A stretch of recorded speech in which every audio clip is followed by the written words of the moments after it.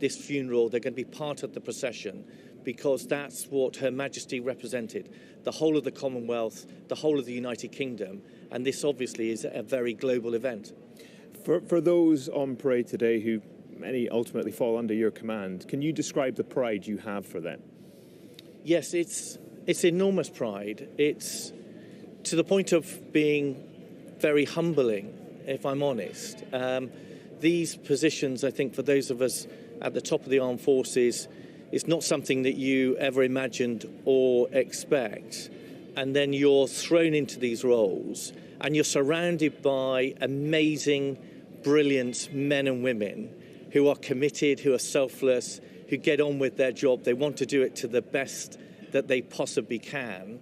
And we're fortunate to be a part of that ethos, that spirit. And then you touched on it earlier, the practices have been going on, the rehearsals in the middle of the night. The drill sergeants, you'll probably remember them fondly, JJ, the regimental sergeant major. And they've been working all hours to put us through our paces so that we can be the best that we can be for Her Majesty the Queen and His Majesty the King. Well, thank you very much for your time and for the incredible effort that has gone into today. The regimental sergeant major. And they've been working all hours to put us through our paces so that we can be the best that we can be. Admiral Tony Radican talking to J.J. Chalmers.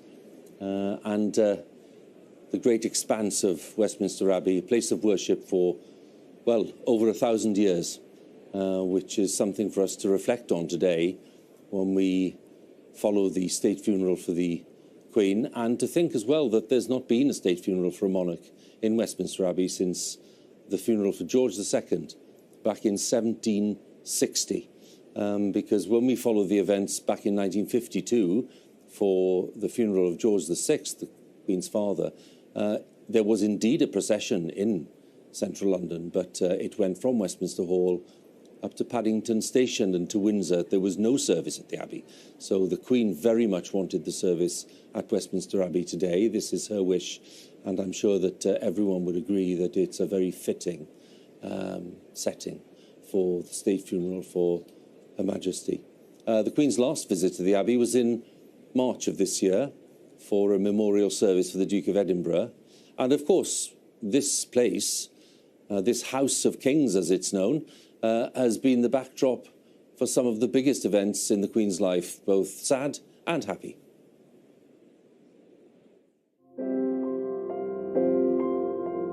The Abbey and the Queen, a place and a monarch with a lifelong bond.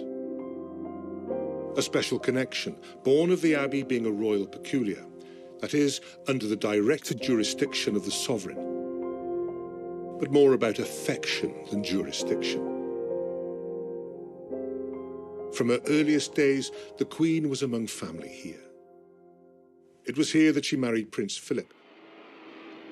The royal wedding, a splash of colour to brighten up the grey days of post-war Britain. More royal weddings followed, for two of her children, Princess Anne, Prince Andrew. And for her grandson, William, heir to the throne just as she had been until her father's death. The coronation took place, of course, in her abbey. The moment of the Queen's crowning is come.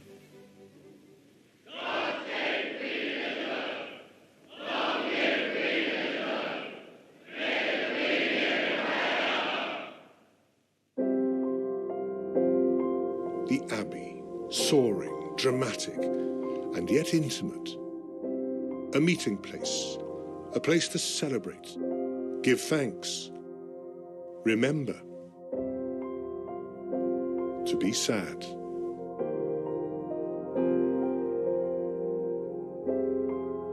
Westminster Abbey, so often the stage for so much royal drama.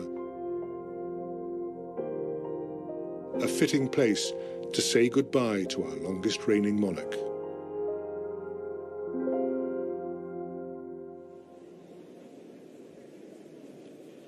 Here in the Abbey, the congregation have been continuing to take their seats ahead of the service, which will begin in around 2 hours' time. And here we can see members of the armed forces, past and current. Many of the latter will be taking part in the procession directly following the service. And it's time to remember that thousands of members of the combined services have taken part in the events leading up to today's funeral.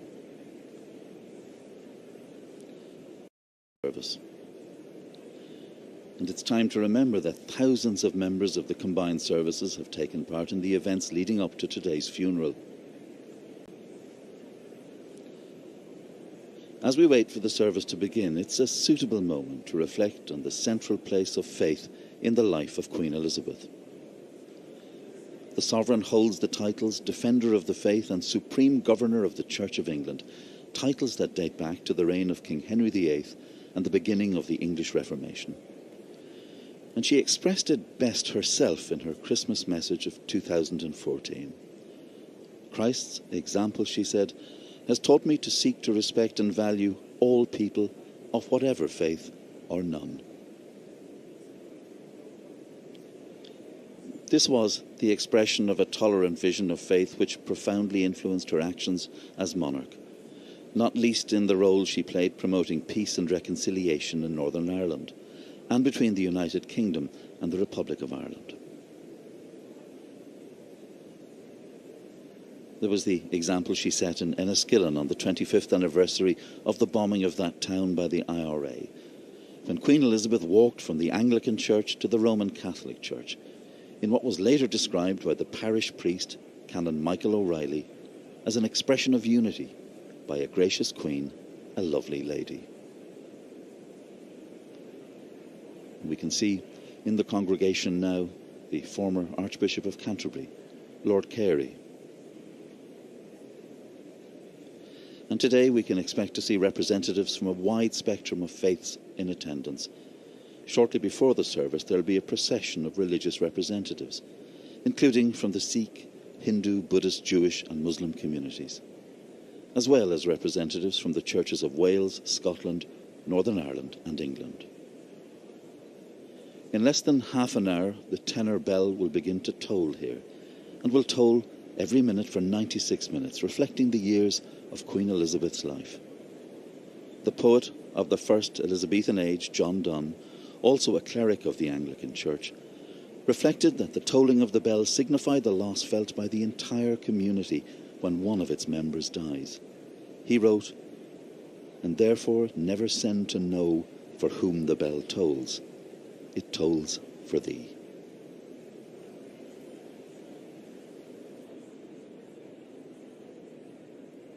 We are at Westminster Abbey on the day of the state funeral for Her Majesty the Queen. The time is approaching 9 o'clock. And if you're just joining us, let me just explain a little about what you can expect as the morning unfolds from now on. At 10:44, we expect the first procession to step off from Westminster Hall to Westminster Abbey.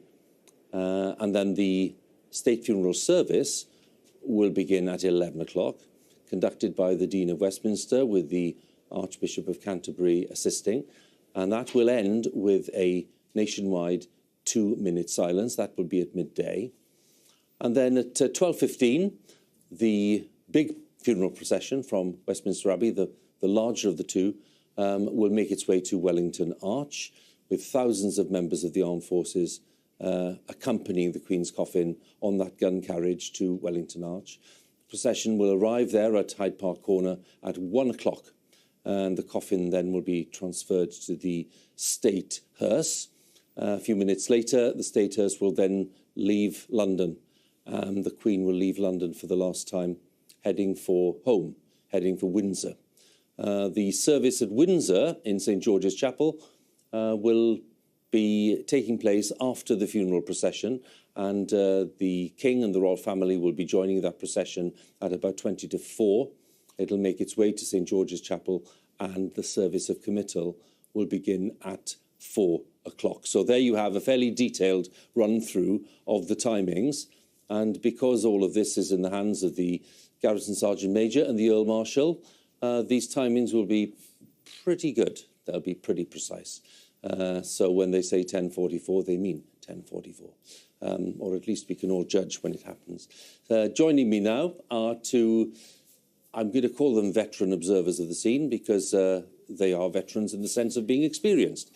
We have a former head of communications for Buckingham Palace and Clarence House, Sally Osman, and the former politician, the broadcaster and author, Giles Brandreth. Good morning to you both. Morning, Hugh. Nice to have you with us on a day like this. And Giles, we've spoken quite a few times in the past 10 days. We've now arrived at the day of the state funeral. What does today mean for people? Well, today, in a sense, brings together the four golden threads of the Queen's life: service, duty, faith and family. Because this will be a ceremonial day, and the Queen was very much enamoured of ceremony. She believed in the power of ceremony, the value of ritual, doing things as they've been done before. Duty, there will be, as it were, her armed services performing a final duty for her. Faith was central to her life. And to be here at this incredible abbey, which really is our royal story, 1,000 years, from the reign of King Edgar onwards. Every English sovereign has been crowned in this abbey, bar two who weren't crowned. And 18 royal weddings here, from Henry I to the present Prince of Wales. Her parents were married here. She was married here. And I was reading a lovely letter that her father, George VI, who mattered so much to her, sent to her after her wedding, when he spoke of how he felt a very real loss, a moment of loss, when he handed her over to the Archbishop at her wedding. Yeah. And yet he knew, because she was so calm, that everything would be all right. And that's how I feel today. Yeah. We are feeling a sense of loss, but everything will be all right. And as you speak, Giles, and say that everything will be all right, we're just being reminded there on Horse Guards Parade of some of the meticulous attention to detail and household division, certainly, and, of course, elsewhere in the armed services. These are people there just on the Mall. And there we have, look, the expanse of Horse Guards, where the procession will pass in a short while, a little later on. People crowded there. And a big contrast, of course, to that Saturday in early June, when we have tens of thousands of people in the park and then in the stands around the birthday parade itself. And we look down to the Guards Memorial there, which is just on the flank of St James's Park. So it's a lovely, lovely part of London, and one, of course, which is strongly associated with the Queen because of that parade and because of the ceremonial route from the palace over to the Houses of Parliament for the state opening of Parliament. All of these lovely Commonwealth flags on the approach road, just to underline again all the contribution that the Queen has made in terms of the Commonwealth. And Sally, from your point of view, there are so many aspects of the Queen's work that you can talk about, but given that we're seeing the Commonwealth flags here, that dominated a lot of her business, didn't it? Absolutely. It really did. She genuinely loved the Commonwealth and loved seeing it grow and thrive. It went through some issues, but, I mean, essentially it thrived under her stewardship in many respects. And she was there came a time when she couldn't travel to the Commonwealth anymore. The last big trip she did was to Malta for the Commonwealth Heads of Government meeting there. The next time, 2018, they came here to her. And also the Commonwealth came to her here in London in many other guises as well, through the Queen's Young Leaders, which was a brilliant initiative for the Diamond Jubilee, for the Queen's Commonwealth Canopy, which stretched right across the Commonwealth, now continues in the guise of the Queen's Green Canopy, and various other initiatives. So it was very, very dear to her heart. When you say to the Queen, you had 15 prime ministers, she would interrupt and say, oh, no, many more than that, and then would challenge you to name the Prime Minister of Ghana, which she could. Yes. Oh, she certainly could. Absolutely. Both of you just here with me, just looking at these crowds here. Lots of them are smiling. And, we are talking about the day of a state funeral. But lots of people are applauding and smiling. Because we're honouring 96 years. Yeah. It's an extraordinary achievement to live so long and to go out in full harness. Yes. The Tuesday before she died, she welcomed her 15th Prime Minister and then watched the 320 from Goodwood, which her horse Love Affairs won. Yes. A 2-year-old filly. Yeah. She hadn't won a race for a while. Yeah. I mean, what a way to go. And then 40 years. So we are honouring her memory, but we are also celebrating an extraordinary life. And as we saw that image with the Prime Minister, the latest Prime Minister, Liz Truss, Sally, Queen was smiling. She looked frail, but she was smiling, and she was clearly, as we now know, very unwell. How typical was that she was insisting on performing that duty? Well, duty to the very end, almost. I mean, it really is a kind of characteristic of her personality, her life, her commitment, everything. It was a wonderful, and I was so heartened that actually that was one of the, well, it was the last official picture of her, that she was smiling, that megawatt smile that used to light up a room and make everybody, no matter who she met, feel happy and feel as though they'd had that very personal moment with the Queen of the world. There was a twinkle so often in her eye. She was a very amusing person, and one of the things that we didn't see because she was so driven by duty, we didn't see as in public as much as we might have done a sense of fun. We did, of course, with the lovely James Bond sketch and then with Paddington. That megawatt smile that used to light up a room and make a conversation with her about the war years and about Windsor, and I expected her to talk about her service in the ATS and the war and her father's leadership and Winston Churchill. I said, what was your best memory of Windsor? She said, I think the pantomimes. Yes. And she appeared in 3 or 4 pantomimes playing the principal boy and loved doing that. Yeah. And she was delighted recently because she found out a story about where the crown jewels had been hidden during the war. And it was for a documentary that we were making. And a letter was uncovered by the archive at Windsor, a letter from George VI to Queen Mary.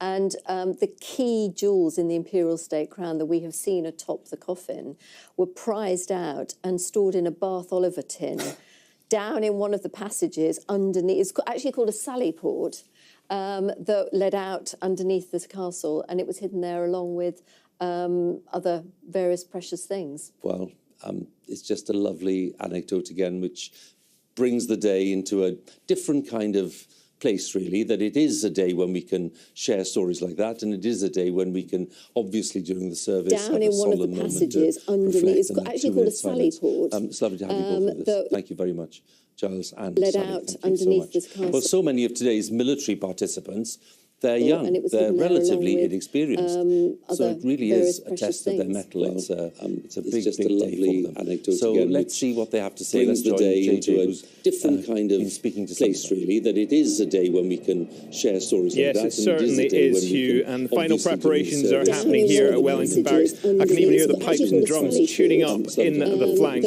Today, of course, is a day for the Tri-Service, and I'm joined by the Tri-Service here on the Parade Square at Wellington Barracks. Let's start with the Army. Captain Tom Windsor-Clive, you have a big responsibility today, sir. You said to me yesterday, this will all just happen. It just goes, but it doesn't just happen. It doesn't just go. There's a huge amount of preparation that goes into today. Yes, it certainly is. We're very lucky that we've spent months and years planning for this, and the last 10 days has been hectic. It's been a lot of early morning rehearsals, a lot of polishing from everyone, from the guys on the gate to the road sweepers.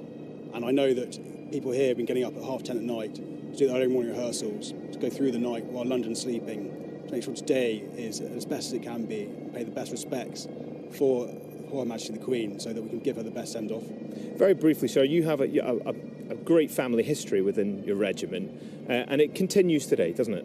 I'm very lucky that the Windsor-Clive has been in the Coldstream Guards since 1860, and I know that this is a 4th funeral that we've been at, going back to Victoria. And it's a privilege to be able to give the Queen the best send-off that the Army can. Fantastic. Over to the senior service, the Royal Navy, leading Air Engineering Technician Molly Ellis. You have quite a responsibility today. What role will you be playing? I'm going to be carrying the state gun carriage. I'm one of the first women to ever carry the gun carriage. It's a privilege. What does that mean to you? I mean, to get that opportunity to honour Her Majesty the Queen like that? I'm honoured. We're going to be some of the first women in history to do this, and you only get to be the first once. It's an amazing experience. Fantastic. And to the RAF, Flight Sergeant Penny Jordan, you've had a 20-year career. I mean, how does this day stack up to those 20 years? I would say, without a doubt, it's probably the biggest highlight. To be able to be here and perform my last duty for Her late Majesty, and also the first duty for the new King, is, like you say, it's the first and the last, and I don't think anyone will actually be able to comprehend how it feels right now and how everybody downstairs is actually feeling right now. It's pretty special. Wonderful. Thank you so much for taking the time on what is a very nervous day, and go well, all of you. You make us very proud. Thank you. Absolutely, JJ, and just imagine being at that age and really taking part in the biggest event that's happened, not just in London, but in the UK for decades and decades. It's a big responsibility, of course, but it's a great privilege as well. And Sally and Giles are still with me. A couple of things I wanted to raise at this point. Sally, first of all, lots of the things that viewers have asked in recent weeks are to do with, what the Queen did when she was not dealing with affairs of state, what she did when she was, for want of a better phrase, off duty. And given that you were in a position where you could see some of that, what would you say to viewers? Well, I think she was a countrywoman at heart. And probably would have been a countrywoman had she not become Queen. Yeah. I mean, aside from loving spending time with her grandchildren and great-grandchildren, the thing she loved that we know so much about, her horses, but it wasn't just her horses, it was her racing horses. I mean, I was privileged to go to the Royal Stud quite a few times at Sandringham, and to see the cameras they've set up so she could actually see foals being born and discuss kind of with the manager how this one might perform. Other loves that she had, like the pigeon loft at Sandringham, was amazing as well. And the dog kennel, the gun dog kennel at Kennels at Sandringham, which she was instrumental in building up, became one of the world's finest. And she was a very, very good gun dog handler and quite often won competitions. People didn't quite know that it was the Queen, but she was so proud when she won. So there are all those, those aspects that ran deep, as well as caring for the countryside itself. You know, she was a countrywoman at heart. And, of course, she loved other things like stamp collecting, which she obviously got from her grandfather. Apparently she loved doing jigsaws as well. I never quite saw that. And playing Scrabble. And playing Scrabble. When she was young, she was a wonderful dancer, according to her husband. And she could sing. She sang songs at the piano with Princess Margaret, and actually I heard her singing a bit of George Formby's when I'm cleaning windows and doing an impression of her playing the banjolele. It's such a nice image. It's a lovely image. As we look, the gentleman and the very imposing gentleman making his way, and we're just about to see him. This is the Garrison Sergeant Major, Andrew Stokes, known as Vern, who was in this studio last night talking to us. He is the man who is in charge of all the precision and arrangements for this ceremonial today. Just imagine the weight on his shoulders.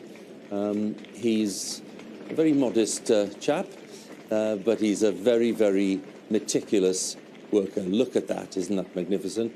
He's admiring the fact that all these plans are coming to fruition today, as they should.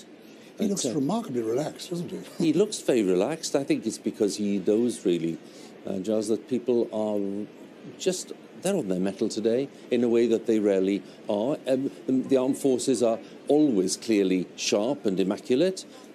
Today's different. Yes? They are sharper and even more immaculate because they know how much it mattered to the sovereign getting the uniform right. I think she'd be so proud looking down on her family, how they've responded, on everybody who's making this work so beautifully, and on her people for the way that they have responded too. Well, as we look at the Garrison Sergeant Major just heading down the Mall with all the Union flags there, it's got to be one of the best images we've had of this past 10 days. I'm bound to ask you at this point, as well as we see all the patriotism that is involved in that image, Giles. The distinguished historian Peter Hennessy was saying over the weekend that, in his view, the Queen's death really does represent the end, the final full stop on the post-war period. Now, that to lots of people might seem to be a rather strange thing to say, given that we are so far after the end of the Second World War.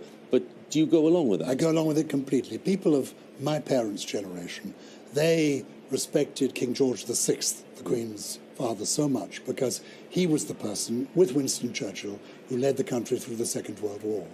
And the Queen was the last, really almost, person to have worn uniform, military uniform, during the Second World War in the ATS.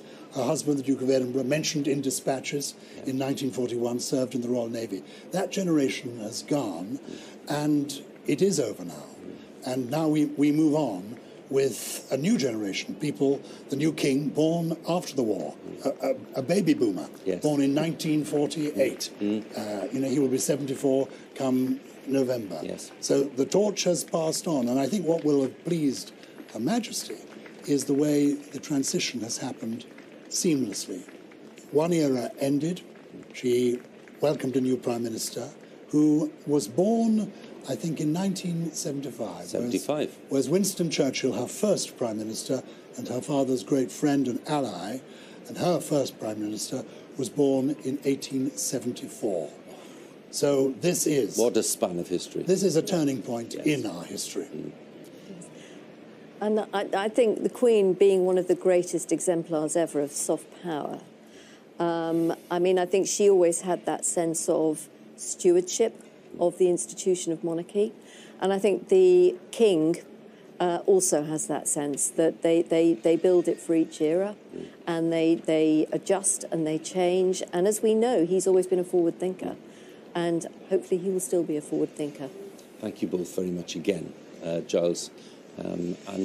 We are looking really, in terms of the images now, we're on the Mall with the Garrison Sergeant Major, not too far away from Parliament Square, not too far away from Horse Guards Parade, and of course not too far away from Westminster Abbey, where the events of the morning will be taking place a little later on at that state funeral service, a real sense of build-up at the Abbey.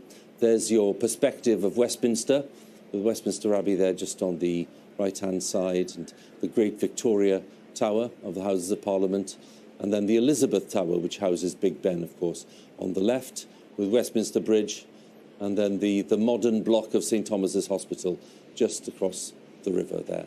But in the Abbey itself, more of the congregation have been arriving, so we can join Fergal once again.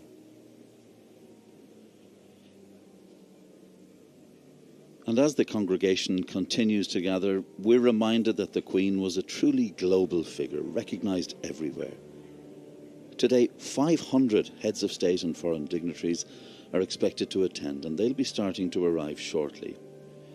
It is a rare occasion to see so many prominent public figures from around the world in one place. It's said to be one of the biggest gatherings of royalty and politicians hosted in the UK for decades. Members of royal families from across Europe will attend, many of them blood relatives of the Queen.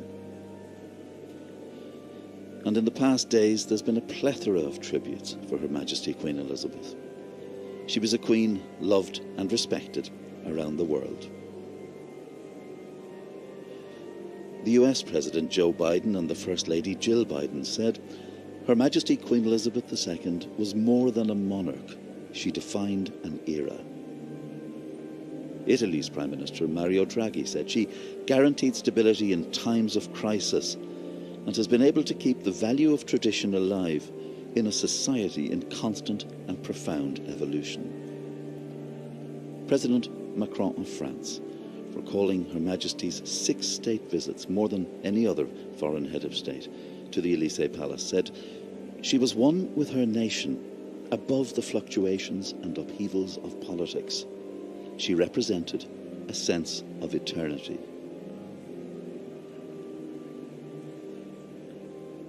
And of course, there have been tributes from leaders across the Commonwealth, of which the Queen served as head for the entirety of her reign. There are 54 Commonwealth nations. 14 of them are what is known as Commonwealth realms. They have the monarch as their head of state. Narendra Modi, India's Prime Minister, said she'd be remembered as a stalwart of our times who'd personified dignity and decency in public life. Nana Akufo-Addo, the President of Ghana, the first African country to gain independence from colonial rule, said the Queen had brought elegant style and sheer joy to her duties and had kept the Commonwealth sturdy and true. This was particularly true during the tumult surrounding the isolation of apartheid South Africa in the 1980s, a time when African leaders like Kenneth Kaunda of Zambia spoke of the Queen's calming presence during the Commonwealth Heads of Government summits. Queen Elizabeth was said to rise above politics, though perhaps it's more accurate to say she expressed its most noble purpose, to bring together and reconcile out of division and discord. Between Britain and Ireland in the Commonwealth, she became a symbol of cooperation, of reconciliation.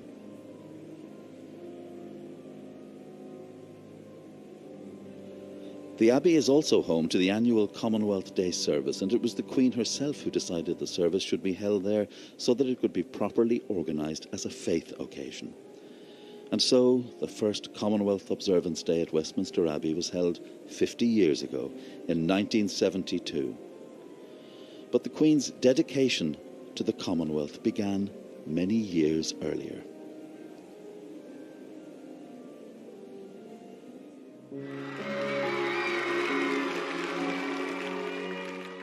On my 21st birthday, I welcome the opportunity to speak to all the peoples of the British Commonwealth and Empire, wherever they live, whatever race they come from, and whatever language they speak.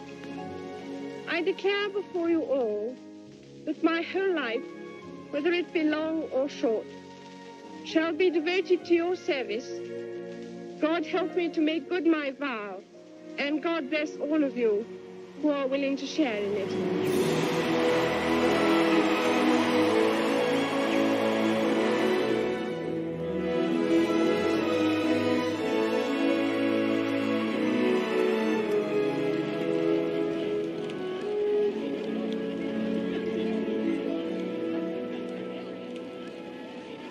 This has been a tour with a new style, Meet the People informality. When the crowds realised that the royal family were going to get out of their cars and walk along the streets and come up and talk to them, they loved it.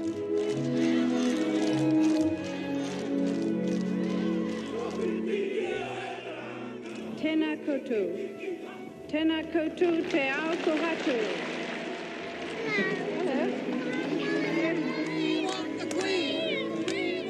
Bunches and bunches of flowers appeared from people in the crowd. And I'm tickled pink with the fact that she is the Queen of Australia, not just of England.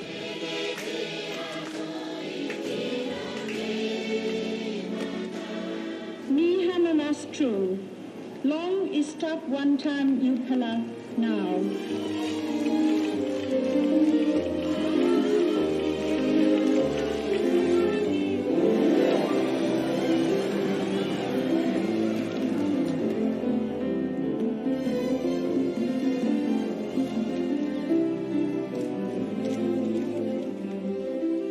Point in time, especially with the new government structure, it's fantastic that she could come through.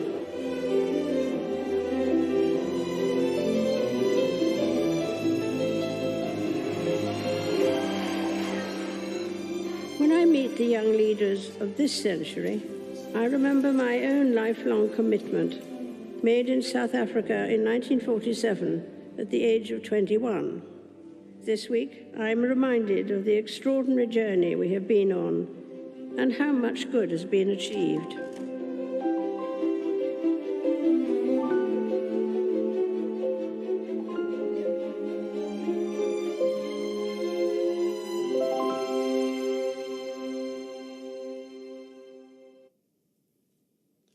Some lovely images there, and a reminder, of course, of how the Commonwealth has evolved and the way in which lots of the royal tours of the Commonwealth have indeed changed over the years.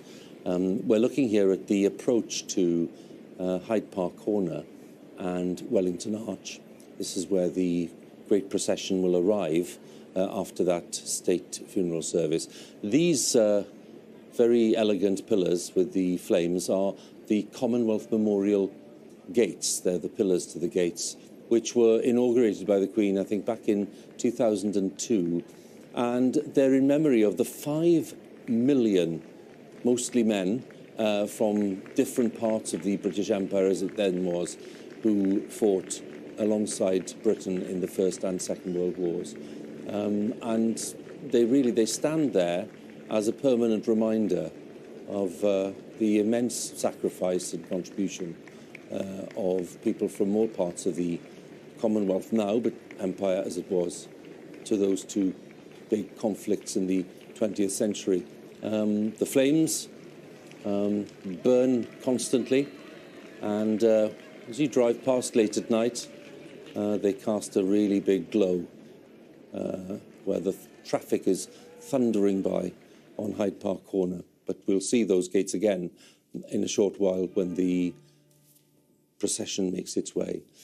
We can hear Big Ben, which is suddenly tolling. Now, there's a reason for that. That is because Big Ben, which has been out of action for lots of the time over the past few years, is working again today. And that is because there will be 1 minute tolling of Big Ben for every year of the Queen's long life, 96. So well over an hour and a half of tolling of the bell at Big Ben. So if you hear the bell tolling, it's because of that. And of course, that'll be a bit of a powerful backdrop to lots of the events that will happen in Parliament Square in the next hour or so as the first procession forms up, ready for the transfer of the coffin over to Westminster Abbey. So we're getting closer to the time now where we'll see parts of the ceremony taking place. With me, the historian and broadcaster David Olusoga, and the journalist and author, certainly respected commentator, writer for the Daily Mail, Robert Hardman. Good to have you both with us. And I'm thinking, David, really, when we see those Commonwealth gates, which have been there now for 20 years, I sometimes feel that they're not given the prominence that they probably deserve when you look at the kind of royal landmarks and other landmarks, military landmarks in London. But it's good for us to be highlighting what is actually quite a big aspect of the way people assess the Queen's reign, how she managed the change from this world of empire to a commonwealth of equal nations as it's set out. What's your assessment of the way that that happened? Well, I think if you read books about the history of the Commonwealth, what you find is both historians but also Commonwealth leaders, they almost always end up with the same metaphor. They describe the Queen as glue, the glue that holds this thing together. Because if you think about the Commonwealth, its commonalities are not obvious. Not all of the nations in the Commonwealth were former British colonies, and even those that were, they have very different histories. Ireland's in the Caribbean under English, then British rule from the 1600s, African nations under the British Empire for less than a century. There's no commonality of language. There's hundreds of languages spoken in the Commonwealth. What they've had in common is this figure for 70 years. And that metaphor of glue, it is the one everyone ends up with. Constancy, that's what we're talking about, Robert. And that applies to the Commonwealth just as much as it does to public life here in Britain. It certainly does, Hugh. And I often think with the Commonwealth, and we saw those wonderful scenes just now on that video, and I think there's a perception that perhaps, the Queen had a lovely time travelling around the Commonwealth and visiting all these lovely places, and that it was all very serene and elegant. And what I think that overlooks is the fact she wasn't just a symbol. She was a player. She was absolutely crucial, particularly in those early days of the Commonwealth, when it was coming into what we call the modern Commonwealth, when it wasn't just the old white dominions, when African nations were starting to assert, get their identity, get independence. And she was absolutely crucial in helping the organisation establish its identity, giving it a royal palace just down the road from here, Marlborough House, giving it an annual service in the church over there, Westminster Abbey. It needed focal points. It needed a sort of stature and recognition. And she was very important in that. And there were often times when the Commonwealth was very split on all sorts of things. And you speak to former Secretary Generals like Sonny Ramphal, Emeka Anyukwu, they will tell you that if it wasn't for the Queen, the Commonwealth would no longer exist. How do you assess Her Majesty's stewardship? I mean, how politically savvy was she in the way that she managed this process? Well, it's a strange phrase to use for someone who occupied a hereditary position. But when it comes to the Commonwealth, the Queen was a professional. She was, in a way, a career woman.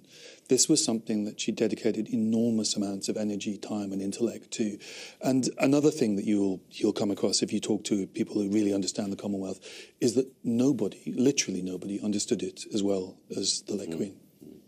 I mean, that understanding, as you say, Robert, really is at the heart of the way that she knew how to adjust, how to tack now and again, and how really to deal with individuals, leaders who were themselves under huge pressure, and to understand the pressures that they were under and unable maybe to deliver some of the compromises that were needed. It needed a lot of political sensitivity in that way. And it needed a human touch. And I think it was very important that she was sort of the same age as a lot of these founding fathers of these Commonwealth nations. You know, they very much felt she was a contemporary, an ally. They might have their run-ins with the British government. They had many, and for very good reasons. I mean, many of them had actually been in prison at the hands of the British government in the days when they were fighting for independence. They could see that in the Queen they had this completely different figure who wouldn't get involved in policy, but who would respect them as an equal, and very firm friendships were forged. And whenever they gathered, she was a friend. Can we pause for a second? Because what we're going to do is continue the conversation, but just to explain to viewers at home, now that we're approaching the point where we'll see some of the processions forming up, as we say, we want to just obviously keep tabs on all of that, and that's happening in different centres.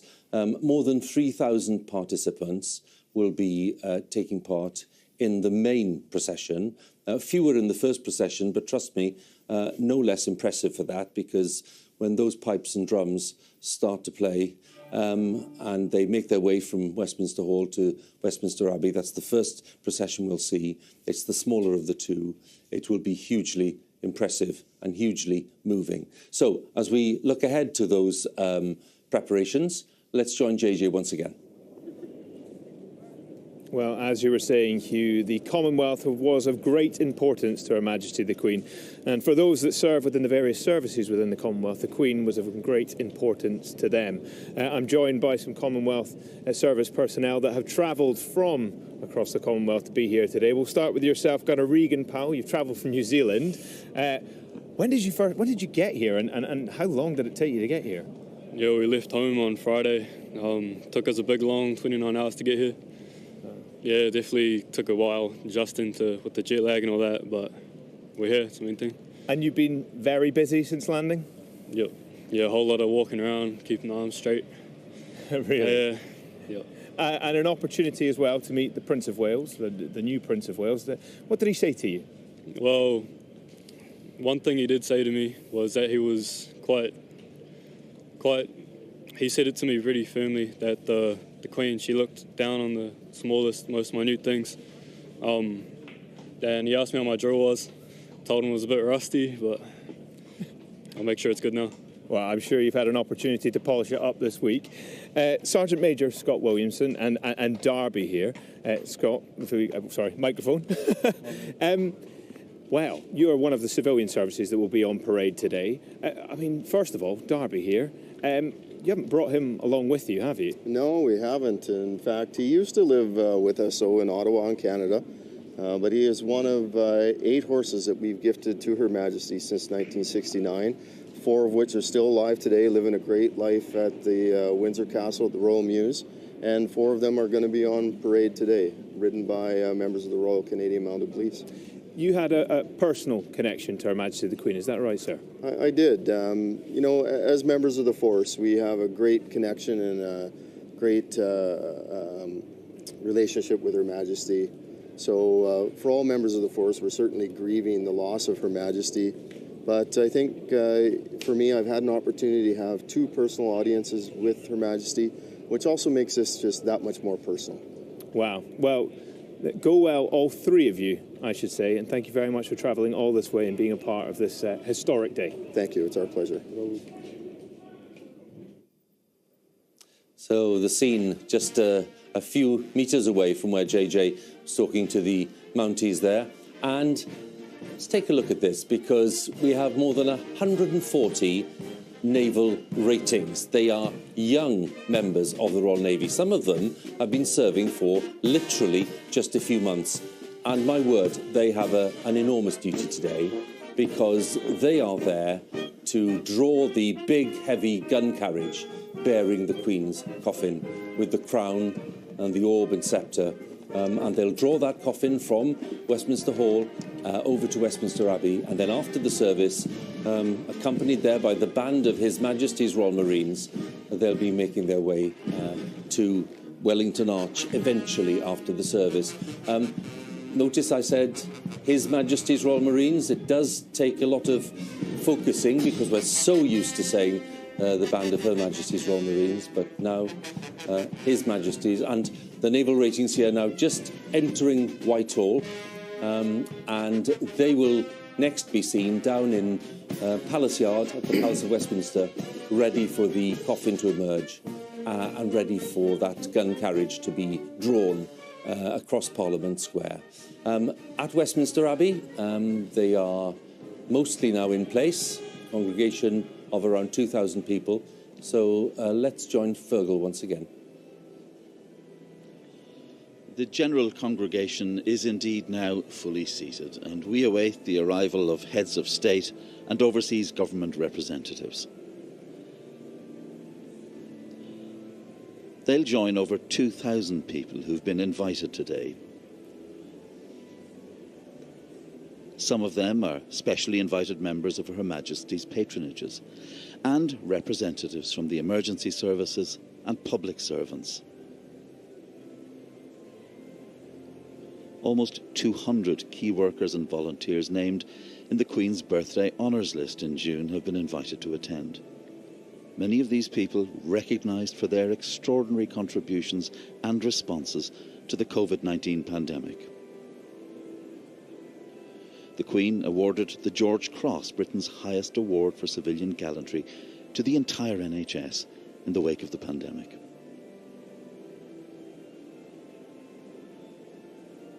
And it reminds us that the Queen's own life was one of constant service, from the great occasions of state and foreign visits, to the smaller but no less essential journeys she made across the United Kingdom throughout her reign, week after week, year after year.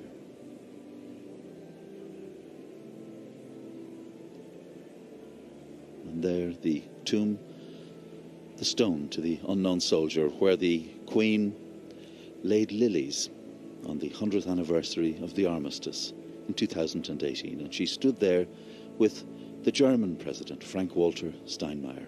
He will also be in attendance today.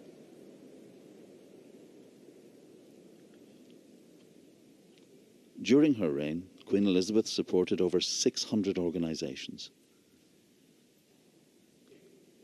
Over 400 of these were inherited from her father, King George VI, reflecting the continuity of royal service.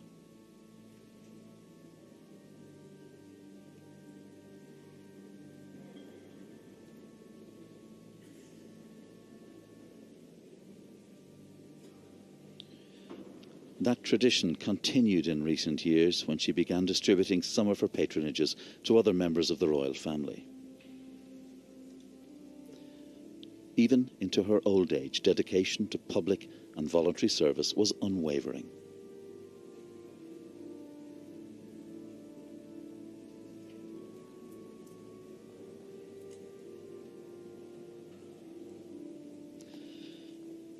And as we watch the arrival of overseas heads of state and political leaders, we're reminded that the Queen was also the most travelled monarch in history.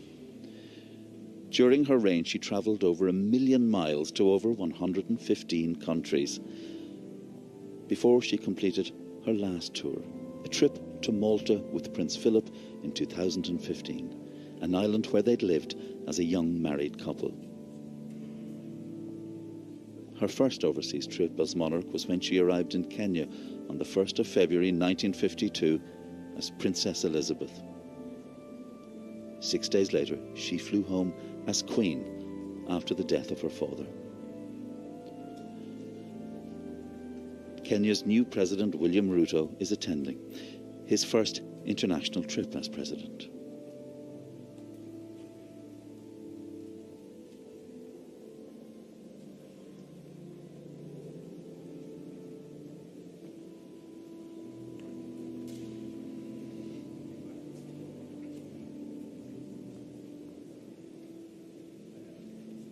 Not only was the Queen well-travelled, she also welcomed many heads of state and important global figures to her home. During her reign, she received over 100 official state visits.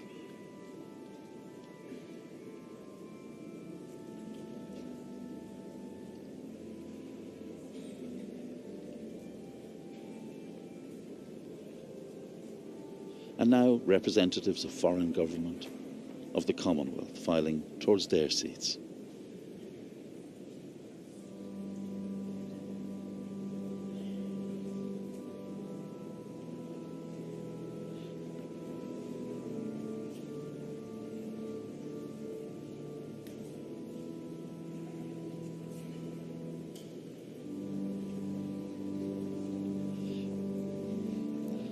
And now we see representatives of foreign governments, the Prime Minister of Egypt among the group of people now filing through the doors.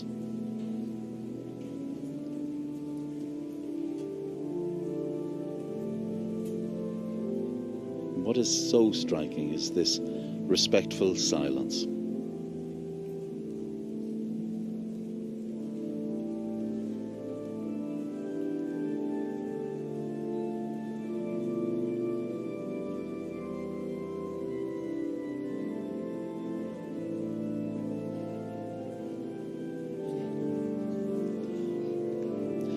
And all of this, all that we watch now, reminds us that throughout the decades of an ever-changing world and ever-changing politics, the Queen was the true constant.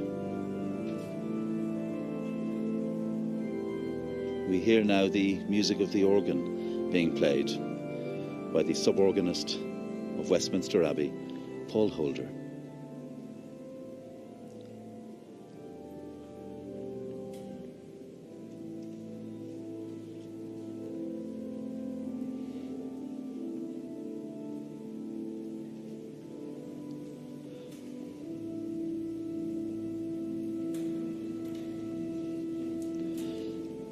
A figure of unity in her time, but also sending a message into the future to all of the leaders of foreign countries and all those from the Commonwealth of the need, the essential gesture of reconciliation which she embodied.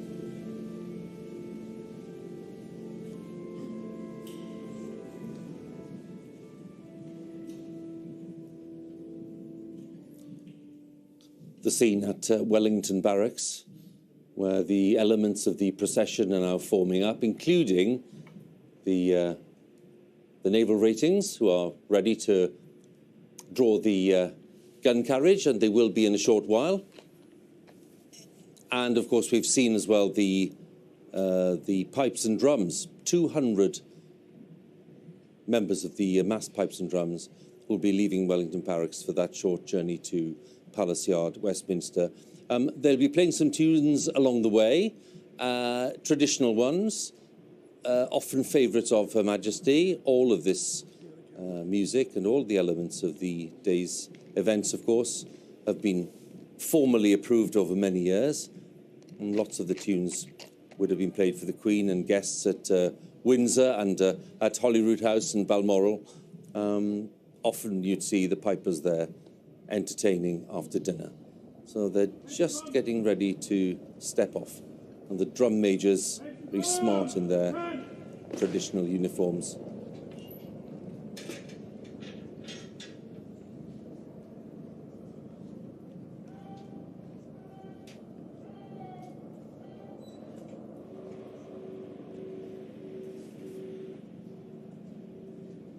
So they're standing by to make their way up to Parliament Square itself.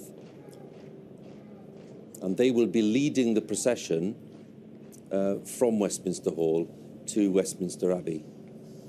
It's a procession that will also include members of the royal family, led by the King, and then more than 140 of the naval ratings will be drawing the carriage.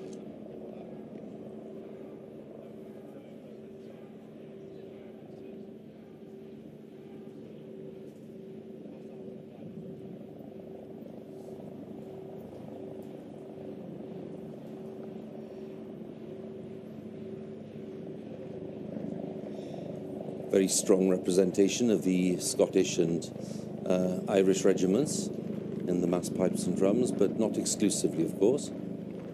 But they look magnificent and smart, don't they, all of them? And the sound they make will be intense and powerful. The Queen, of course, was a great lover of the bagpipes, as indeed was the Queen Mother for her, and one of the great features of the Queen Mother's funeral back in 2002, 20 years ago, was the massed pipes and drums. And just in the background there, you can see the Tri-Service Guard of Honour, made up of the Army, Navy and Air Force. They are making their way in, ready to be providing a Guard of Honour in Parliament Square, facing the gates to Palace Yard. Again, ready for that first procession to take place. So the great area here of Wellington Barracks and the parade ground, where you'll also see lots of drill taking place during the year. This is where they're setting off. So the pipes and drums ready to join Birdcage Walk and travelling up to the right-hand side and making their way smartly up to Parliament Square.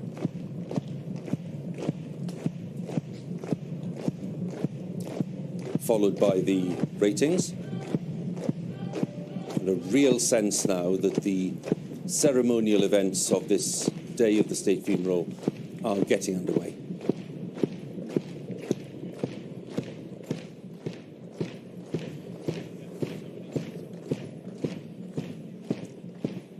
These young ratings who are, as we say, in their first months, lots of them in the Navy, have been given the task of playing such a central role, not just before the service, but in that great procession after the service. A day that they will remember, no doubt, for the rest of their lives, and certainly the rest of their careers in the Royal Navy itself.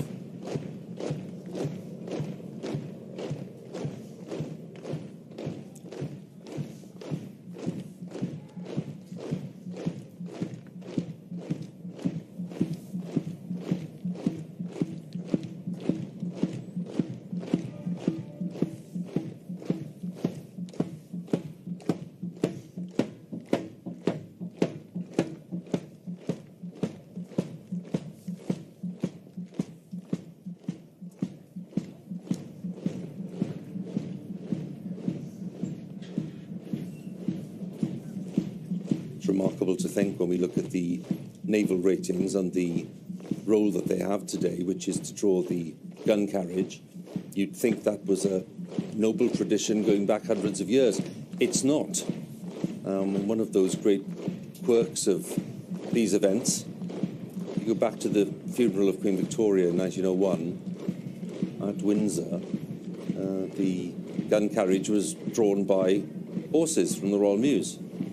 The horses misbehaved at that funeral event, and the result was that one of those attending suggested to the King that the naval ratings who were at hand should take over and take the carriage. And that's what happened. And it was such a success that since then it's been a feature of funerals of sovereigns. So just in case you start imagining that this is a tradition we've been enjoying for hundreds of years, it's not. It's barely a century old, but it's been kept because, as we'll see later on, it is a magnificent sight, as indeed is the sight of the pipes and drums. And Robert Hardman, to see them in this number and to hear the sound that they will produce, the intensity and power of it, will really impress people. People watching not just across the UK but across the world. It's a sound like no other. It is, Hugh, and no one knew and loved the pipes as well as Her Majesty, her late Majesty. Every day outside Buckingham Palace, her piper would everyone set their clocks by the Queen's Piper performing at 9 a.m. every morning beneath her window, and she loved it. And that would happen wherever she was. And at 9:15 he'd stop, so everyone could check their watches again. But at state banquets, wherever she was, at the end of dinner, the pipers would be asked in and would pipe around the table. It's a sound that is as familiar to her as any other, and it's so good to see so many of them here today. And it's a great love, I suppose, that she shared with her mother, who, of course, as a Scotswoman, you might expect, but really was a great devotee of the sound of the pipes. Well, exactly. I mean, it's often said that the Queen is the most Scottish monarch that we've actually had since James I and VI, thanks to her mother, who, of course, was Scottish, and through whom the Queen was descended in two different directions to Robert the Bruce. I mean, Scotland, and as we've seen during the last 10 days, the magnificent sights from the little backwaters of Aberdeenshire, down through the glens, down all the way through Scotland to the Royal Mile. Scotland has played a magnificent part in all this, and I think it's absolutely fitting that here at the end, the pipes are here, the Royal Company of Archers are here. There will be a very strong Scottish dimension we all see today. Well, they've started playing traditional tunes, ones that the Queen loved, and let's enjoy some of them, shall we?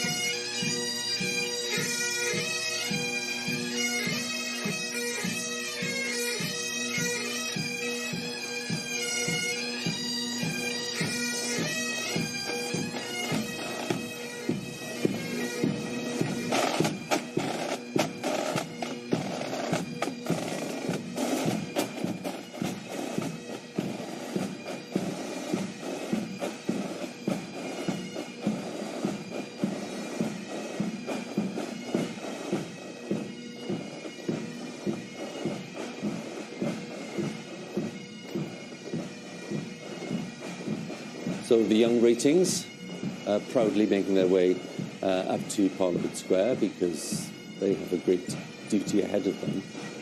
Robert and David are still with me. And David, it's appropriate as well as we see all of those young sailors just to reflect on the role of the Navy in the history of Empire and Commonwealth, and of course the fact that the Queen, with her father and husband, had such strong links with the Navy. So it's the service, I suppose, that you can find so many powerful connections with in terms of the Queen's reign.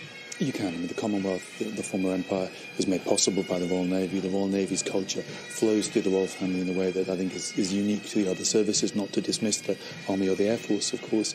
But I think what we're seeing here is what I think royal funerals have always been, a mixture, an accretion of very old traditions and invented traditions, and they are military events. They long have been.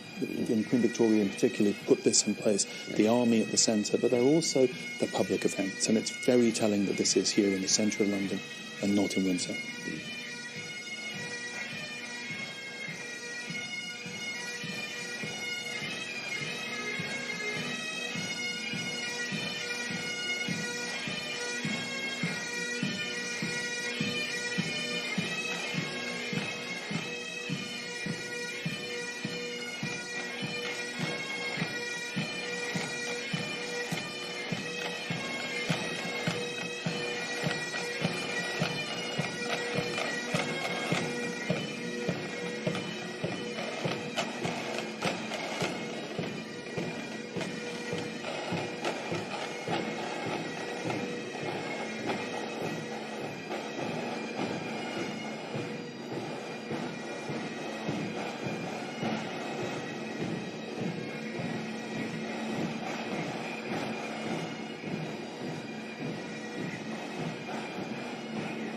looking very smart and clearly having prepared in detail. And here we have the next section of the forming up, if you like, the band of His Majesty's Royal Marines, who will be leading the Tri-Service Guard of Honour up to Parliament Square for this procession. There we have Nijmegen Company Grenadier Guards with their King's Colour. They, of course, are familiar features on the day of the birthday parade and other big events. But the Grenadier Guards, of course, the Queen was the Colonel of the Grenadier Guards for quite a few decades. She was made Colonel at the age of 16 by her father. It was her first big military appointment.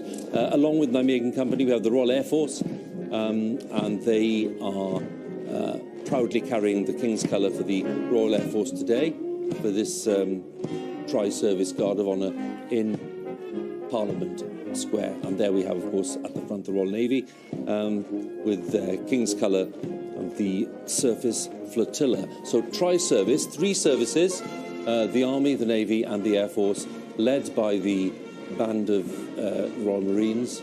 All of the colours draped, as you can see, because it's been 10 days of national mourning. You'll see lots of the colours and standards and other insignia draped in black for the formal period of national mourning, which clearly will include today as the day of the state funeral. So they're leaving Wellington Barracks. Just in the background there we saw the more modern building of the Guards Chapel, which is to one side of the Wellington Barracks themselves. And now we have the Royal Marines leading the way along Birdcage Walk. That is St James's Park that we can see just in the background. And then the Royal Air Force with the King's colour for the Royal Air Force. So this Tri-Service Guard will be in position in Parliament Square, and they'll be facing Parliament itself, facing Palace Yard, the gates to New Palace Yard, because that is where they'll be in a position to wait for the procession to leave Westminster Hall in a short while. The service at the Abbey will start in an hour's time, but before then we have other elements of these processions forming up, and it's not just at this part of Westminster itself, not just in this section of St James's Park, but elsewhere too, because that procession, which will happen after the service, is 1¼ miles long, and that will be forming up during the service itself. That's the biggest military procession that we've seen in London for decades and decades, probably since the funeral of George VI back in 1952. And that will be formed up on the Mall and coming all the way back to Parliament Square. So you can imagine the extent of that. So as we see the heart of Parliament Square there, as the pipers and the drummers make their way, let's join Sophie once again.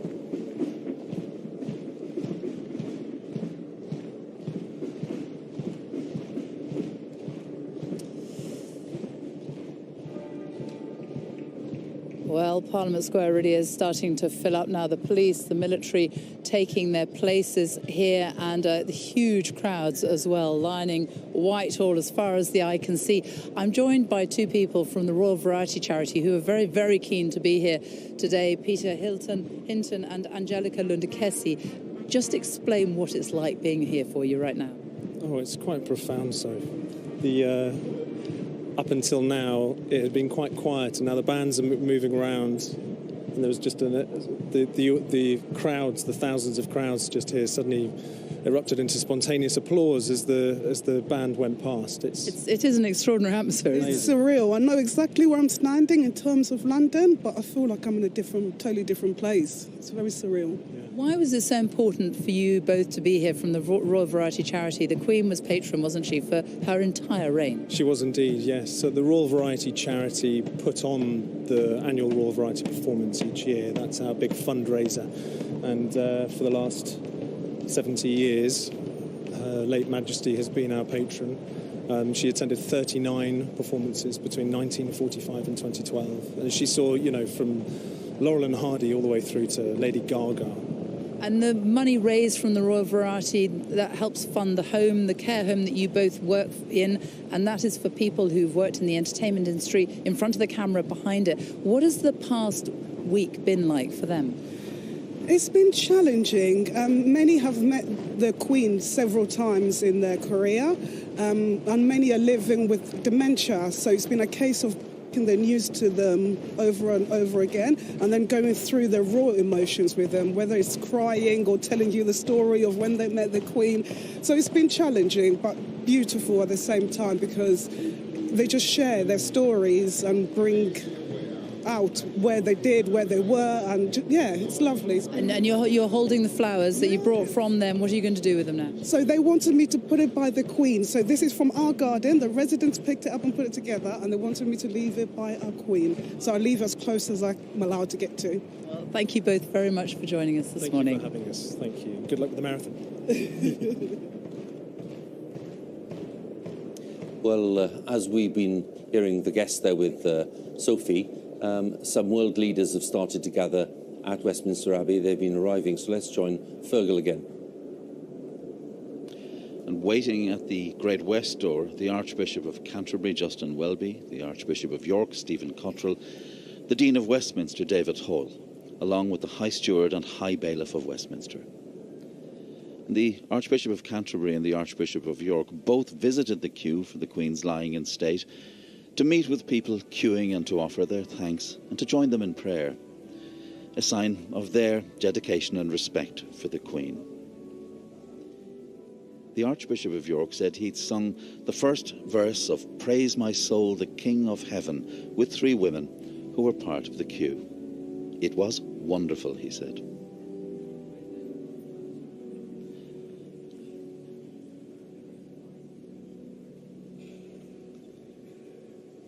And this is a gathering unlike any seen in the modern history of the United Kingdom. But amidst the seating of the world leaders and members of the Commonwealth, it's important to remember this is, above all, a religious service of profound importance to the Queen's faith. The funeral in which the great themes of her life will be reflected: service, duty, constancy, fidelity to that faith.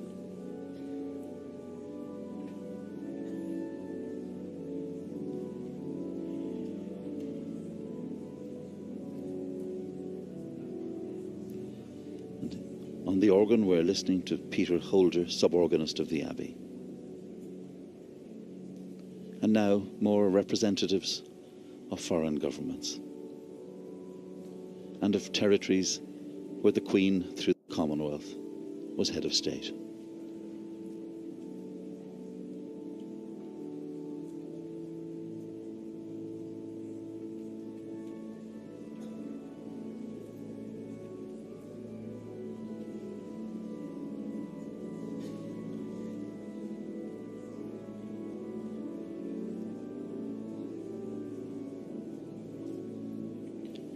The music today will include pieces specially commissioned for the service, as well as hymns sung at both the Queen's coronation and at her wedding service at Westminster Abbey. To mark her 90th birthday, the Queen listed her 10 favourite pieces of music. One of the hymns was The Lord's My Shepherd, which will feature in the service today. And now we see more representatives of foreign governments, among them the President of Tanzania, the first woman president of that country, a member of the Commonwealth. Also the President of Singapore.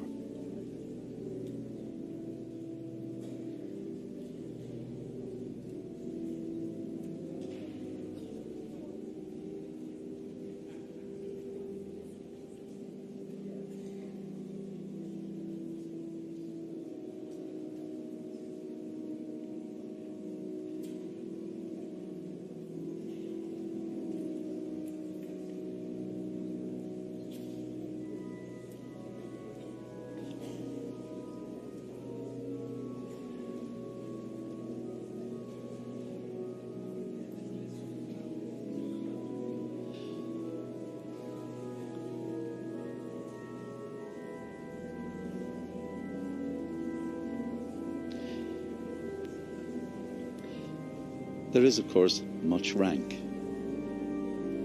much high presence, but this is an equalizing occasion.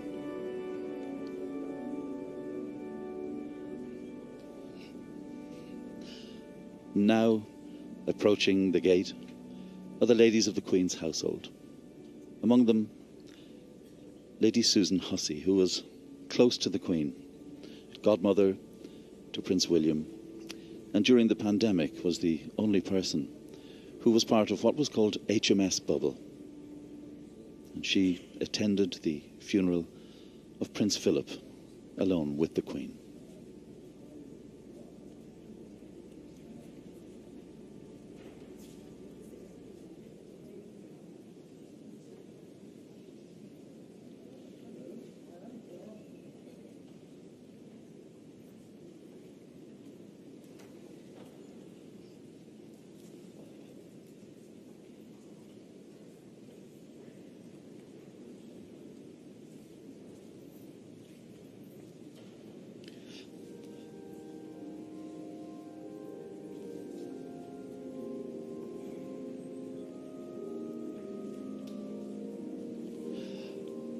President Macron of France, who said he had come to, as he put it, partage, to share the pain of the people of Britain.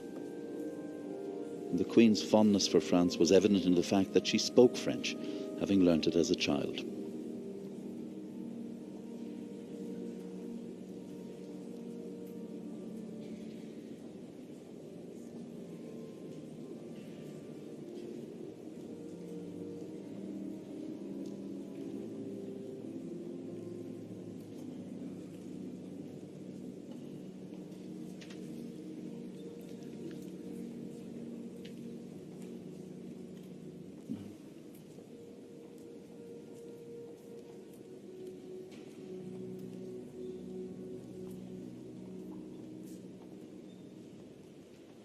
And now the President of the United States, Joseph Biden, and his wife, Jill Biden.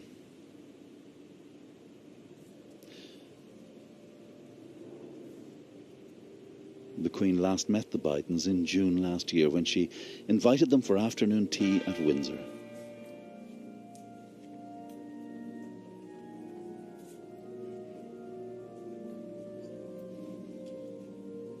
The Queen first met a serving US President, Harry S. Truman, as Princess Elizabeth in 1951.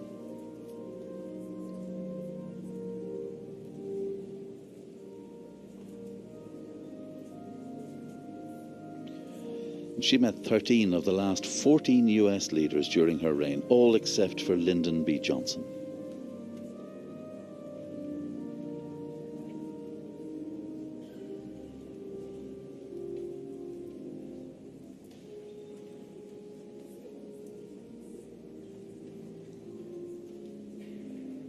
And now we see the beginning of the procession, which will include holders of the Victoria Cross, the George Cross, and the Orders of Chivalry.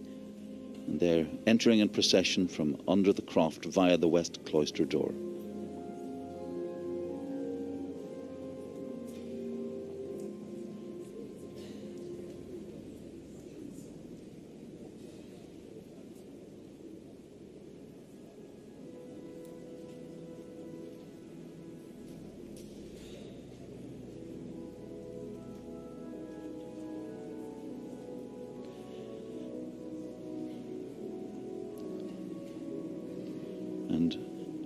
Leading the procession there, Captain David Lilly, whom I met in Iraq in 2003 during the conflict there.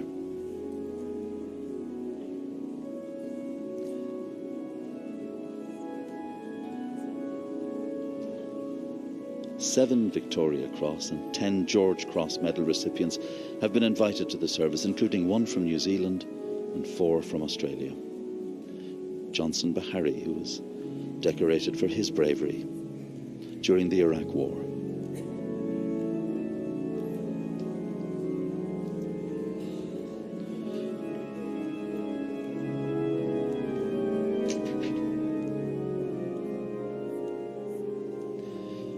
A procession of the brave.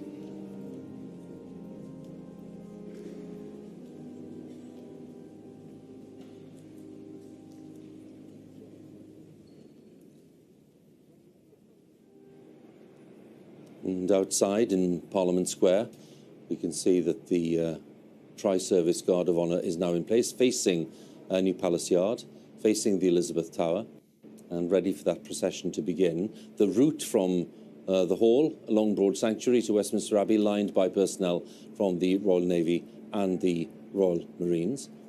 And of course, we've been focusing in recent days on Westminster Hall. There it is, the most ancient part of the Palace of Westminster, dating from around 1097. And during its long history, it's been all kinds of things. It's been a courthouse, it's been a market, it's been a dining room. Well, it's still there. It's a vast space, great sense of history. It's oak, hammer beam roof, and of course it is the perfect setting, grand setting for a monarch's lying in state. Now, the massed pipes and drums, well, they've also reached Parliament Square. They're ready to lead off the procession. The drum majors doing their work immaculately as usual. And just across from them there, facing Parliament, the Guard of Honour, involving the Army and Navy and Air Force, and the Royal Marines Band, also there to accompany the Tri-Service Guard of Honour. The bearer party, that's the party that will be in charge of transferring the coffin from the catafalque to the gun carriage. Well, that's provided appropriately by the Queen's Company 1st Battalion Grenadier Guards, and they will soon be in place in Westminster Hall itself. That's the Guard of Honour that we're seeing there, but the bearer party is soon to be inside. And of course, very appropriate that when we see the Queen's Company, we just think about the fact that its strong bond with Her Majesty is underlined today, because of course the company commander of the Queen's Company was Her Majesty the Queen. So it's a special day for the regiment, no question about that, and an even more special day for the Queen's Company.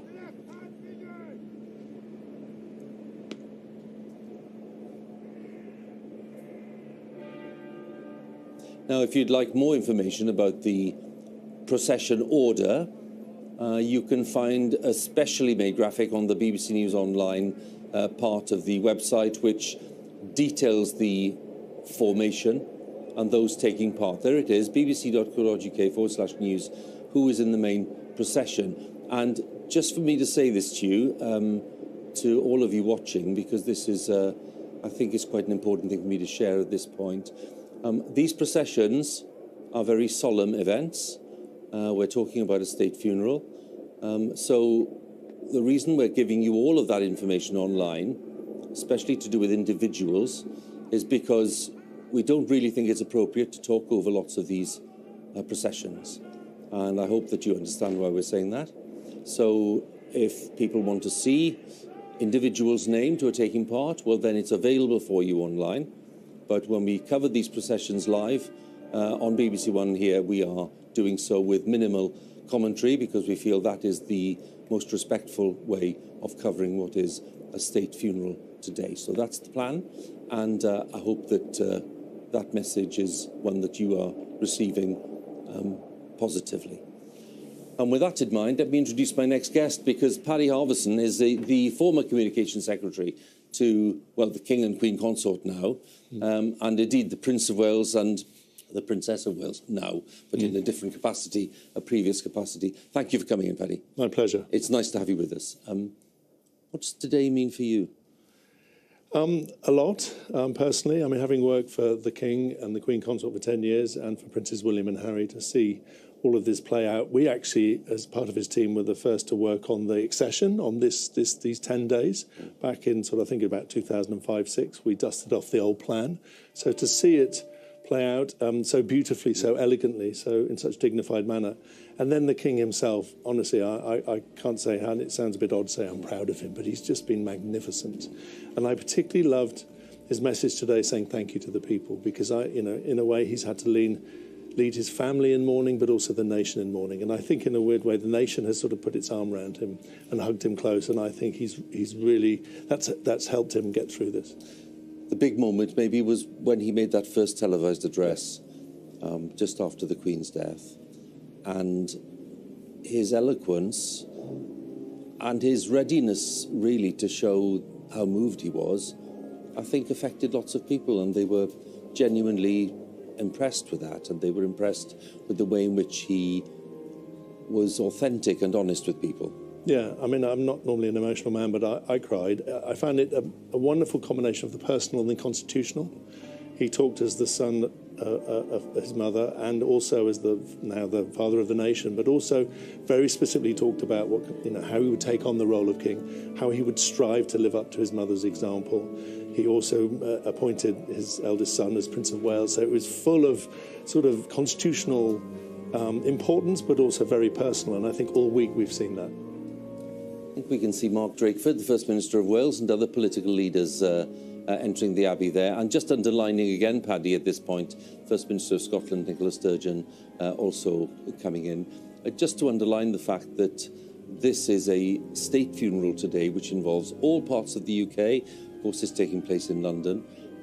But not just all parts of the UK. We've just seen President Macron and President Biden and other world leaders too.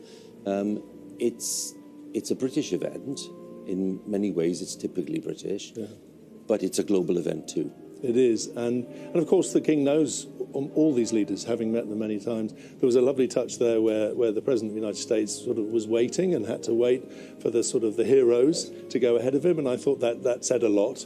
But it's been great to see so many come to London to pay their respects to the Queen, and of course to the new King and his wife, the Queen Consort. So a truly global event.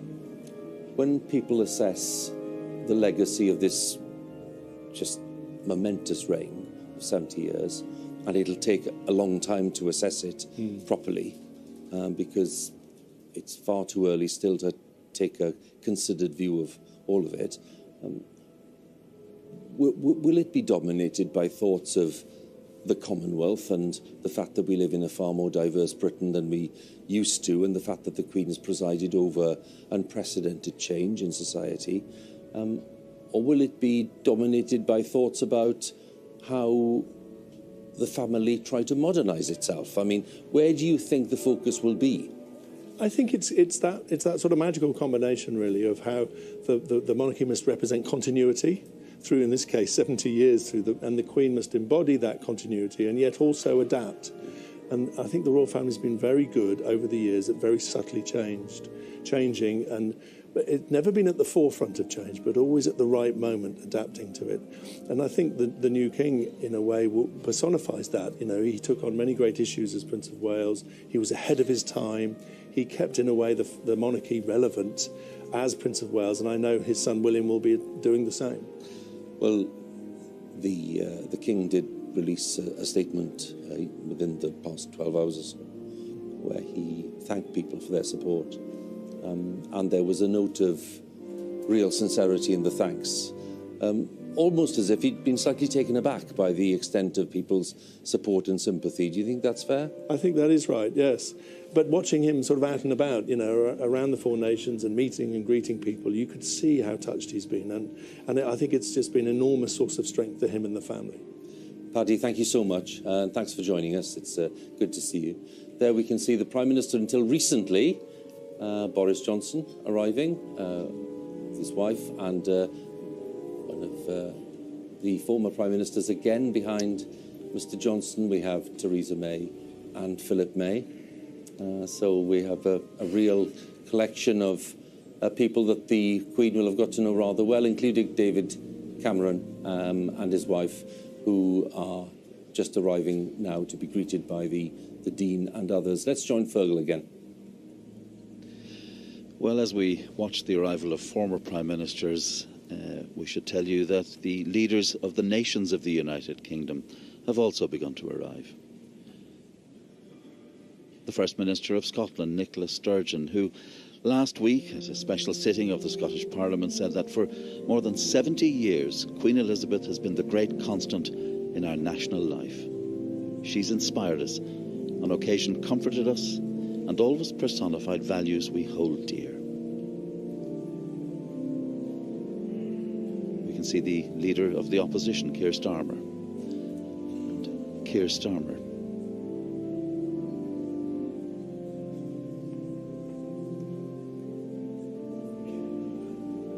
Sitting near him, Ian Blackford, the SNP leader in the House of Commons.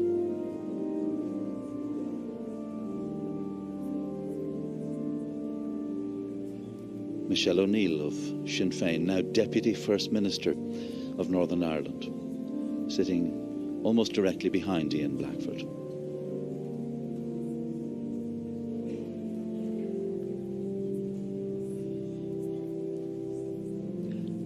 And now Tony Blair and his wife Cherie arriving, and behind them John Major and his wife Norma.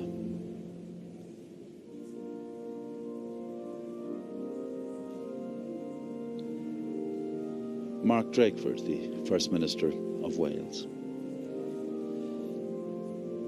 At her wedding to Prince Philip in 1947, the bride's wedding ring was made from Welsh gold, and Her Majesty later remarked on the significance of the ring, saying, "I carry a small reminder of this country wherever I go."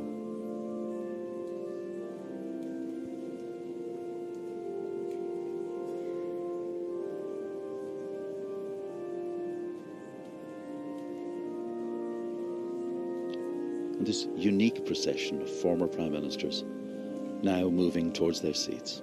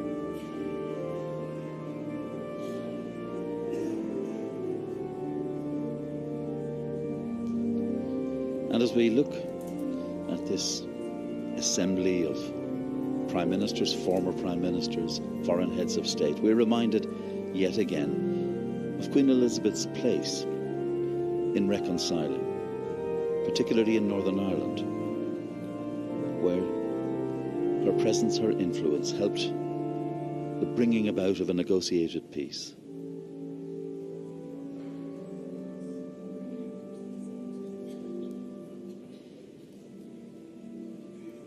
We are reminded too, of course, that she worked with 15 Prime Ministers, the first of them Winston Churchill, to whom she wrote a handwritten letter on his retirement, and for whom she accepted an invitation to dinner at Downing Street, a very rare thing.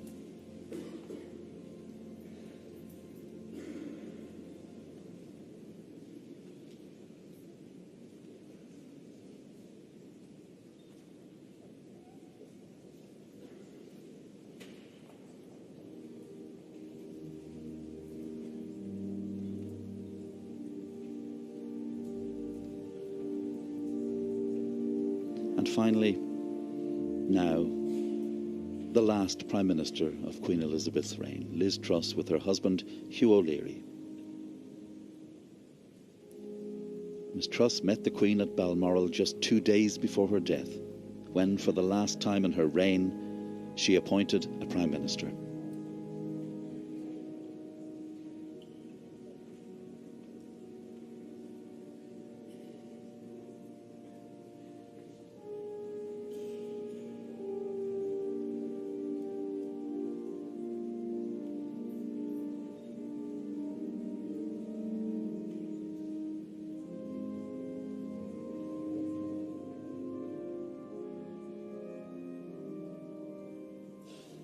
So as the Prime Minister is greeted there by the Dean of Westminster and by the Archbishop of Canterbury. She'll be joining, of course, her predecessors, including Tony Blair and Gordon Brown and John Major, Boris Johnson, Theresa May, and they're all seated in the same section of the Abbey. Now, let's take a look at Buckingham Palace, because we expect the next phase in this series of events to be happening here. We expect to be seeing quite a few cars leaving Buckingham Palace from the grand entrance and carrying members of the royal family to Westminster Hall.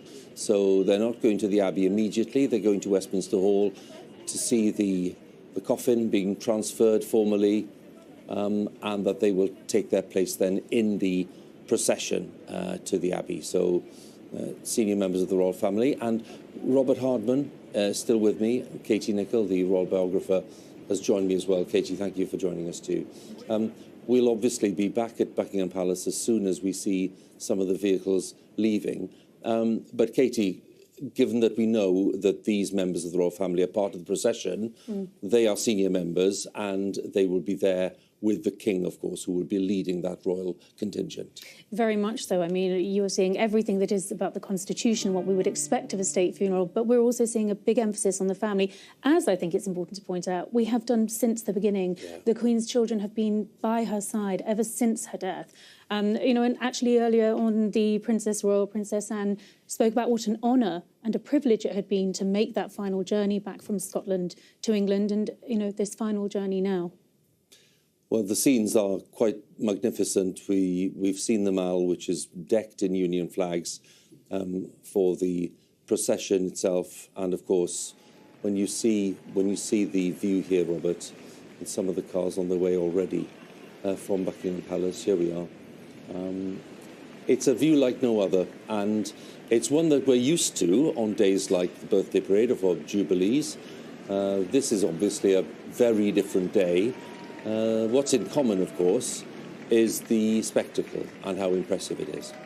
Yes, every few minutes we see these extraordinary images that are just stand out, will define this day of all days.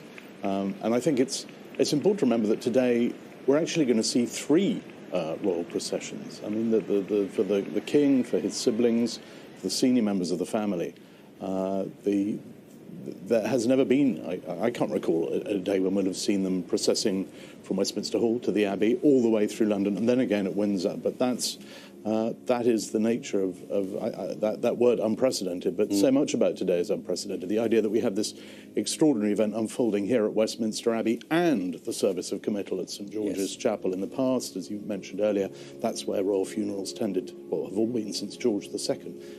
There's the Prime Minister of Canada, Justin Trudeau, just underlining the fact that all the realm prime ministers are here, everybody's here. I mean, this is a reminder, I think, of a word that we should remember when we're talking about Her late Majesty, stateswoman. I mean, the whole world is here on a scale we've never seen before. I mean, at her own coronation, at the funeral of George VI, obviously in the days before jet travel, it was harder for people to get here, but we have an extraordinary collection.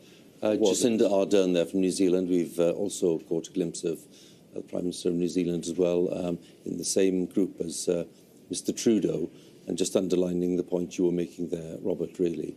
And of course, Jacinda Ardern, who made her own contribution in terms of the tributes we've heard. Lots of tributes, Katie, really, and they've followed similar themes, I think it's fair to say. One or two personal elements in terms of leaders who've had dealings with the Queen maybe over several years, but most of these tributes are to do with leadership. They're to do with constancy. They're to do with the fact that someone who is so familiar and such a source of reassurance to people is no longer here. And in some cases, an expression of confidence about transition. In other cases, people rather concerned about a transition and what that might mean. But on the whole, the tributes have been remarkably warm. They've been remarkably sympathetic towards the royal family. They've been notable, really, as well, for the fact that people have been eager around the world to say something meaningful at this time. Oh, absolutely, and very personal as well. You know, we've heard very personal tributes, whether that's, you know, wonderful stories from being with the Queen at Balmoral, to advice that the Queen gave to certain world leaders, past and present. And I think, as Robert was saying, the very fact that so many of them are gathered here in Westminster Abbey is a great testimony to the Queen's convening power and her role as a soft-powered diplomat. She was brilliant at that. This is Clarence House, and the King is making his way to Westminster Hall. The Royal Standard flying on the state car. And the King, as we understand it, travelling with the Prince of Wales, the newly created Prince of Wales, of course, William, and his other son, Harry, who's Duke of Sussex. And again, you have to say, Robert, we are in a position where we're looking at a family which has made a big effort to come together, where there have been frictions. There have, as there are in any family, but what we've seen in the last 10 days, as Katie was saying earlier, was that there is this absolute rigorous determination to come together for this. I mean, let's not forget it's 25 years ago to this very month that the now King, then Prince of Wales, and his two boys had to embark on that extraordinary procession behind Diana, Princess of Wales. I mean, you know, today will be bringing back all sorts of memories, but for everybody, the obvious central message is that this is all about Her Majesty. Nothing else matters. No. So the King is making his way with his two sons to Westminster Hall initially, because the King will be part of that formal procession. He will be processing on foot behind the gun carriage drawn by those 140 naval ratings. And they will be processing towards the Abbey, ready for the service to begin at 11 o'clock. They're making good progress, and they're down towards Horse Guards Parade. And what we'll see is, of course, the King's car making its way across the parade ground and through the famous archway of Horse Guards onto Whitehall, and then they'll have Parliament directly ahead of them. Big Ben still sounding once a minute. 96 tolls of the bell for every year of the Queen's long life. And that is the backdrop. And of course, before long, when that procession gets underway, we'll have the sound of Big Ben combined with the pipes and drums and the other military bands who are there too, including the band of His Majesty's Royal Marines in Parliament Square. And turning on to Whitehall itself. Some cheers from some of the crowds who've gathered. Some of them have been there since very early this morning, because lots of people realise that one of the most intense and emotional sections of the procession will be when the Queen's coffin passes the cenotaph there in the centre of Whitehall, where Her Majesty led the nation's remembrance for decades, until in recent years she was too frail to do so, and the Prince of Wales, as he then was, stood in and led the remembrance on her behalf.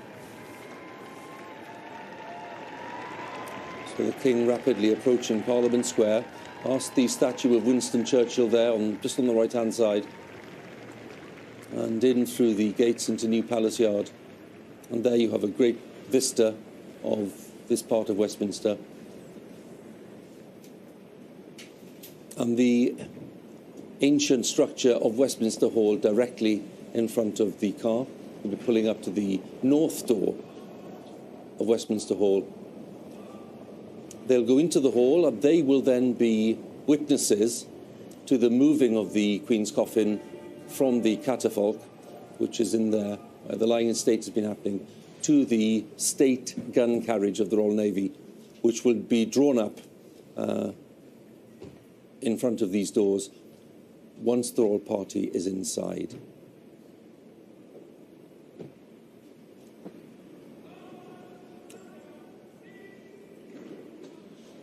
Duke of Sussex there, and Peter Phillips, the Princess Royal's son, the Lord Great Chamberlain, who's in charge of the royal sections of the Palace of Westminster, the Speaker of the House of Commons greeting them, Lindsay Hoyle, and the Speaker of the Lords, the Lord Speaker, Lord McFall.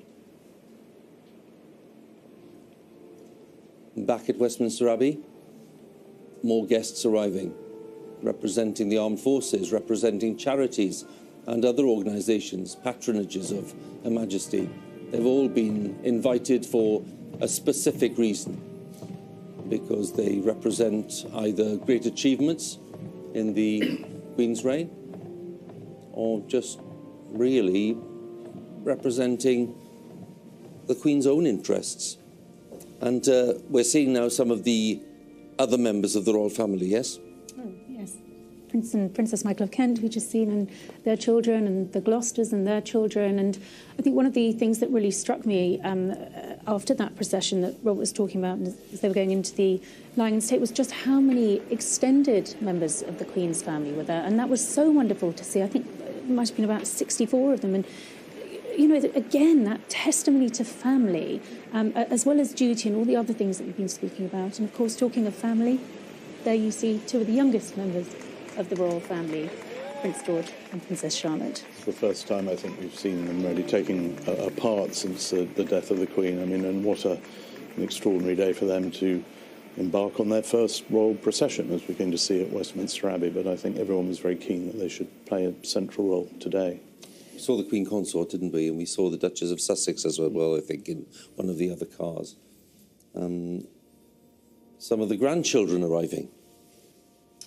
Yes, there's Lady Louise Mountbatten-Windsor and James VII, the Countess of Wessex's son there. They, of course, played a key part in the vigil at Westminster Hall on Saturday night, very movingly. It's been a feature of these events that the younger generation, as it were, the grandchildren have played a part.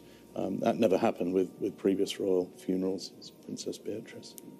Well, the Queen, of course, had a very close relationship with all of her grandchildren. She adored them, and she enjoyed having those wonderful summers with her grandchildren and her great-grandchildren too.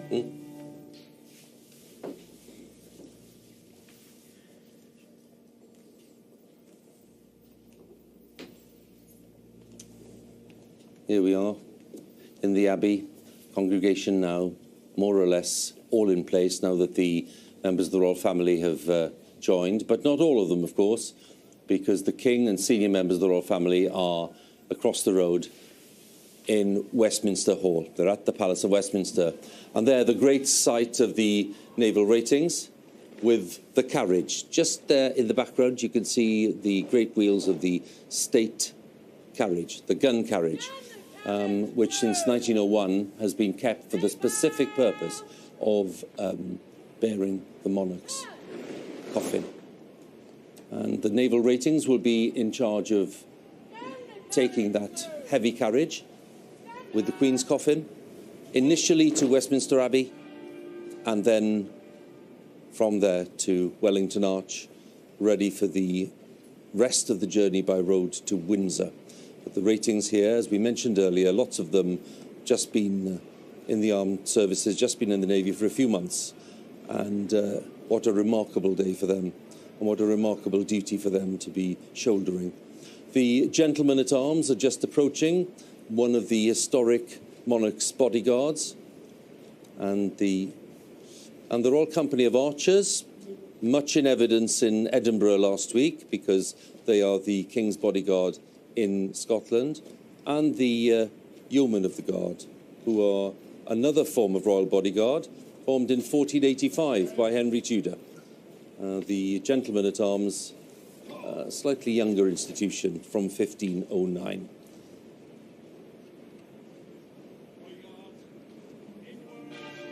So the Queen Consort is arriving at Westminster Abbey. I'm talking to David Hoyle, the Dean of Westminster, being shown in and welcomed. And they'll be making their way all the way down the nave. George and Charlotte, the Prince and Princess, looking immaculate. Yes, I mean, I think we've come to expect nothing less of these two lovely royal children. And I'm just thinking back to the service of Thanksgiving for the Duke of Edinburgh, and they were there too. So right now in Westminster Hall, the coffin is being moved by the bearer party from the Queen's Company, 1st Battalion Grenadier Guards, to the door of Westminster Hall, ready for it to be transferred to the gun carriage.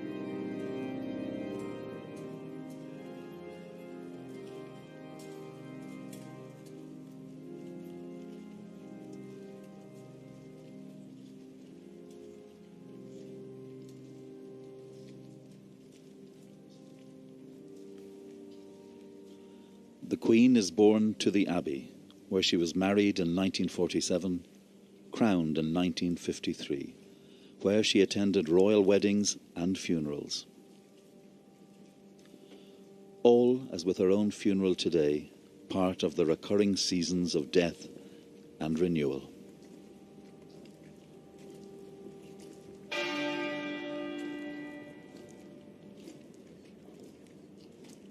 Bearer party, stand still. Bearer party, slow march.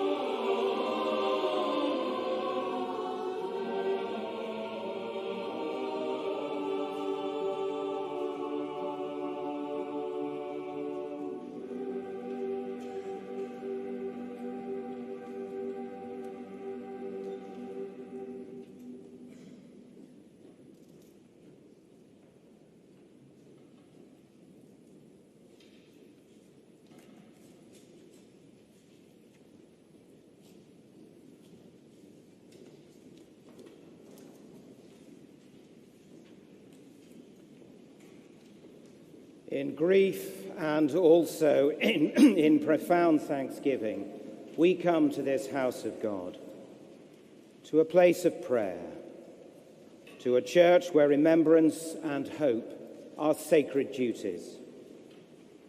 Here, where Queen Elizabeth was married and crowned, we gather from across the nation, from the Commonwealth, and from the nations of the world, to mourn our loss, to remember her long life of selfless service, and in sure confidence to commit her to the mercy of God, our Maker and Redeemer. With gratitude, we remember her unswerving commitment to a high calling over so many years as Queen and head of the Commonwealth. With admiration, we recall her lifelong sense of duty and dedication to her people. With thanksgiving, we praise God for her constant example of Christian faith and devotion. With affection, we recall her love for her family and her commitment to the causes she held dear. Now, in silence, let us in our hearts and minds recall our many reasons for thanksgiving. Pray for all members of her family and commend Queen Elizabeth to the care and keeping of Almighty God.